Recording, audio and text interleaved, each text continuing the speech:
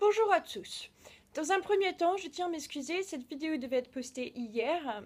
Maintenant, je suis en train d'organiser notre prochain voyage. Donc, nous partons du 3 octobre au 11 octobre pour faire une croisière dans la mer Rouge, une croisière dédicacée à la plongée sous-marine. Je suis donc en train d'organiser ça et donc hier, j'ai dû courir dans tous les sens dans tout Londres pour faire réviser notre équipement de plongée et acheter du nouveau matériel. Ceci étant dit, voici aujourd'hui donc cette vidéo numéro 1 sur le 1 sur 5 sur le thème bien organiser ses vacances. Et cette vidéo numéro 1 va vous parler de votre temps de vacances et comment votre temps de vacances peut affecter votre organisation.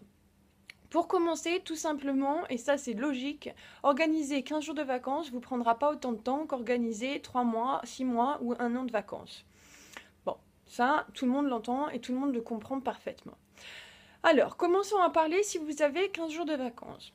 Mon premier conseil, si vous avez 15 jours de vacances, donc en fait, en gros, c'est pas 15 mais 16, le premier week-end, 16 jours, plus les 2 semaines suivantes, 14, 2 jours, plus les 2 semaines suivantes, 16, 14, donc 14 et 2, 16. Donc si vous avez 16 jours de vacances, le premier conseil que je vous donne, c'est de ne pas partir trop loin ou de ne pas partir dans des destinations qui vont vous demander trop de voyages. Pourquoi ? Parce que les voyages, ça fatigue, c'est épuisant, d'accord? Donc si vous devez voyager 48 heures, donc ça fait déjà 48 heures de voyage, ok? Une journée sur place pour vous remettre de votre 48 heures de voyage, donc ça fait 3 jours. 48 heures de voyage retour, ça fait 5 jours. Donc sur 16 jours, vous venez déjà de perdre, d'accord? 5 jours de voyage, 5 jours de 5 jours. Donc en gros, il vous reste 11 jours.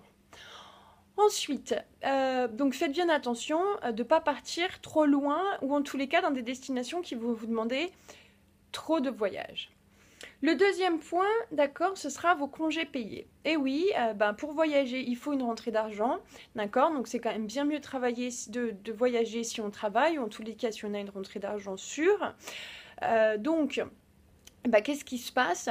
La loi française vous incite à prendre vos 15 jours, donc vos 5 semaines sur l'année, d'accord, mais pas d'un seul coup.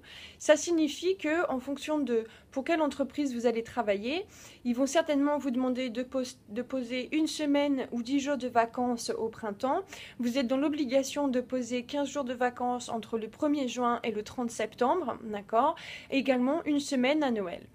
Ça signifie que, par exemple, moi, dans mon cas, quand je suis partie la première fois en Thaïlande, donc je suis partie 7 semaines en Thaïlande, qu'est-ce que j'ai fait? J'ai posé 15 jours de vacances, 15 jours de congés payés et 5 semaines de congés sans solde. D'accord? C'est quelque chose qu'il faut bien penser. 5 semaines de congés sans solde, c'est-à-dire que vous n'avez pas de salaire. Donc ça, c'est bien à prendre en compte, donc faites bien attention à ça.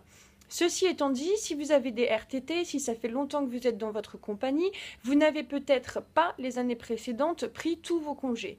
Donc demandez à votre service RH de vous indiquer combien de jours de vacances il vous reste et parlez à vos employeurs et voyez avec eux comment vous pouvez organiser ces vacances, si elles sont plus longues que ce que vous pouvez faire.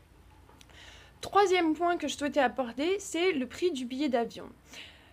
Pareil, quand je suis partie la première année en Thaïlande, donc en 2011, je suis partie à peu près du 1er octobre jusqu'au 17 novembre.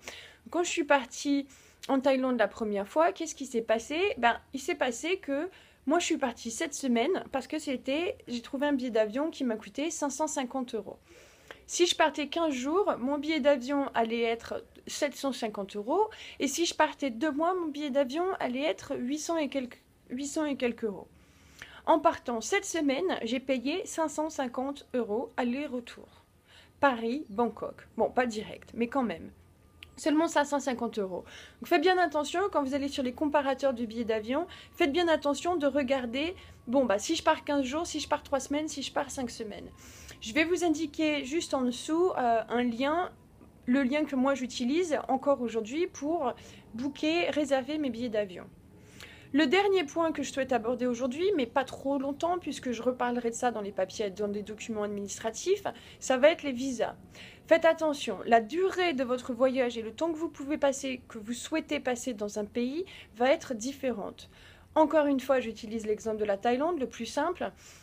Quand vous rentrez sur le territoire thaïlandais, vous avez le droit de rester 30 jours sur le territoire thaïlandais sans payer de visa. Si vous souhaitez rester plus longtemps, vous allez devoir payer un visa. Donc renseignez-vous bien et pour ça, pas compliqué, il vous suffit juste d'aller sur les sites des ambassades de chaque des pays que vous voulez visiter et vous allez pouvoir trouver toutes les informations que vous désirez. Ceci étant dit, je reparlerai plus longuement des visas dans une vidéo donc sur les papiers administratifs. Et vu que j'ai commencé à travailler là-dessus, je peux même vous dire qu'il va falloir que je fasse une vidéo spéciale pour ça. Bon, 5 minutes 30, j'ai dépassé de 30 secondes. Je vous souhaite une